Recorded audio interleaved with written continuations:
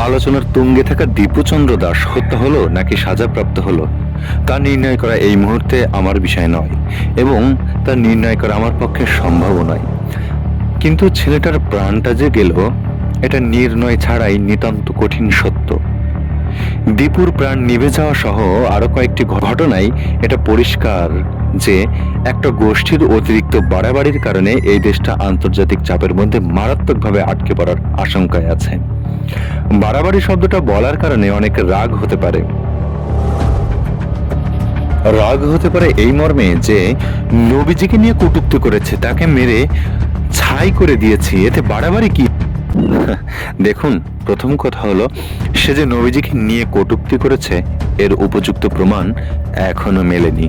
কোন রকম তথ্য প্রমাণ ব্যাখ্যা তদন্তের সুযোগ ছাড়াই একজনকে মেরে ছাই করে দেওয়াটা মূলত ওই দেশের আইন শৃঙ্খলার এক বোবা অথর্ব প্রতিচ্ছবি স্থাপন করে, যা বহির্বিশ্বের বিবেচনায় মোটেই মঙ্গলজনক নয়। ধরে নিলাম দীপুদাস সত্যিই নবীজিকে নিয়ে খারাপ কিছু বলেছে, হ্যাঁ, তাতে আমাদের সবারই অন্তর পড়ে। তাই বলে তাকেও পুড়িয়ে দিতে হবে, উলঙ্গ করে রাখতে হবে? সে নবীজিকে নিয়ে ঘৃণা ছড়ালো, আমরাও তার উপর ঘৃণা ঢেলে দিলাম। এটাই যদি সমাধান হতো, তাহলে আগুন দিয়ে আগুন নেভানো যেত, আধার দিয়ে আধার ঘোচানো যেত। তাহলে নবীজির কটূক্তিকারীকে নিয়ে আমাদের কি করা উচিত? তার ঘৃণার বদলে আমরা বিনয়ের সাথে তাকে বোঝাতে পারতাম। তাতে কাজ না হলে প্রাথমিকভাবে সীমার মধ্যে থেকে পিটুনি দিয়ে আইনের কাছে সোপর্দ করে দিতে পারতাম। কিন্তু না, আমি নিজে নামাজ না পড়ি, রোজা না রাখি, বিভিন্ন অপকর্ম করি, এটা কোনো ব্যাপারই না। কিন্তু কেউ ইসলামকে নিয়ে কটূক্তি করলে তাকে মেরে ফেলতেই হবে, এটাই যেন আসল এবং একমাত্র ব্যাপার। ইসলামে যেন নামাজ, রোজা, হজ, জাকাত, পর উপকারিতা, সত্যবাদিতা, সততা নিয়ে, সুদ ঘুষ নিয়ে কোনো হুকুম নেই। শুধুমাত্র যেন হুকুম একটাই আমরা তামিল করার জন্য উঠে পড়ে লেগেছি। কিন্তু তাকে উলঙ্গ করে ঝুলিয়ে রেখে আগুনে পুড়িয়ে দিয়ে যে উল্লাস করার ব্যাপারটা, এটা কোন হাদিস গ্রন্থ থেকে নেওয়া, এটা আমার মতো হাজার মূর্খের আজ জানা নেই। এমনও তো হতে পারে দীপু দাসকে ব্যক্তিগত কারণে প্রতিশোধ নেওয়ার জন্য তাকে মব জাস্টিসে ফাঁসানো হয়েছে। একটা গোষ্ঠীর অতিরিক্ত বাড়াবাড়ির কারণে আমাদের দেশটা দু ধরনের ঝুঁকির মধ্যে আছে বলে আমি মনে করি। প্রথমত, ভারতের সম্মুখ সামরিক আক্রমণের শিকার হওয়ার সম্ভাবনা, আর দ্বিতীয়ত, এদেশে বিশ্ব মোড়লের সৈন্য ঘাঁটি স্থাপনের আশঙ্কা তথা ওই বিশ্ব মোড়লের শাসনের আওতাধীন চলে যাওয়ার এক সমূহ আশঙ্কা। দেখুন, ভারত আমাদের বিরুদ্ধে সরাসরি সামরিক আক্রমণ করাটা মোটেই অবিশ্বাস্যকর ব্যাপার নয়। এমনটা ঘটলে আমরা কি করব? শাহবাগ ব্লক করব, বুক চিতিয়ে দাঁড়িয়ে রক্ত দেব, এটা করব ওটা করব, দা কোড়াল খুন্তি দিয়ে ভারতের বিরুদ্ধে যুদ্ধ করব কি? তাই তো? বাস্তবতাটুকু কিন্তু ভিন্ন। যুদ্ধ শুধু আবেগ দিয়ে হয় না। রাজু ভাস্কর্যের সামনে দাঁড়িয়ে আন্দোলন করেও যুদ্ধ হয় না।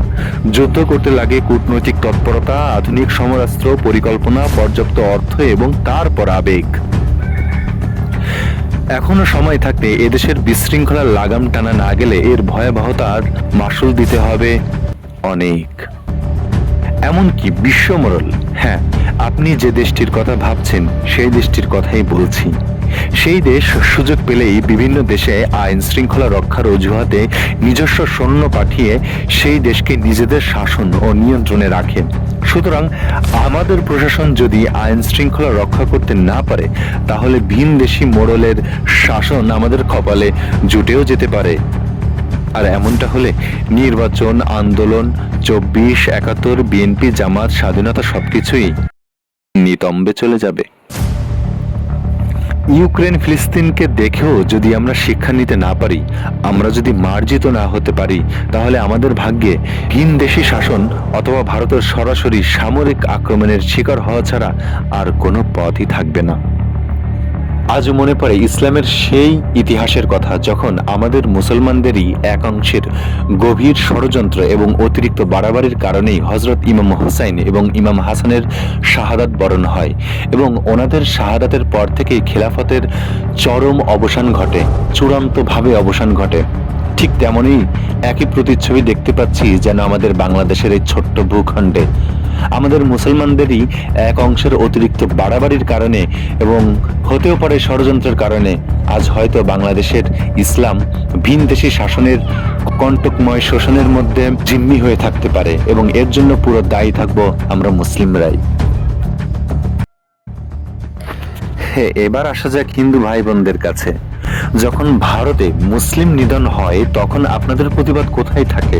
ভারতের কথা বাদ দিলাম, কিন্তু নিজ দেশে কিছুদিন আগে ওসমান হাদিকে নিয়ে এত বড় একটা ঘটনা ঘটলো, তখনও তো আপনাদের দেখিনি একটা প্রতিবাদ করতে।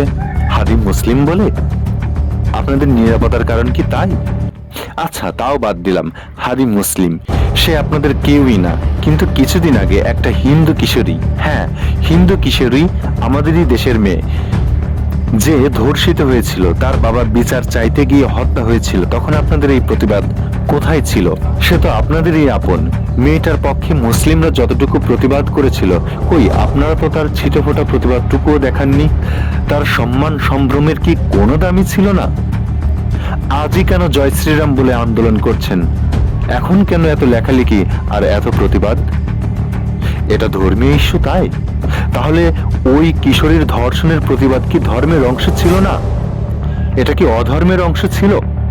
ওই কিশোরীর ধর্ষণের প্রতিবাদ করলে সেটা কি ধর্ম হতো না? নাকি এর ভেতরে আছে অন্য কোনো রহস্য? প্রশ্ন রইল।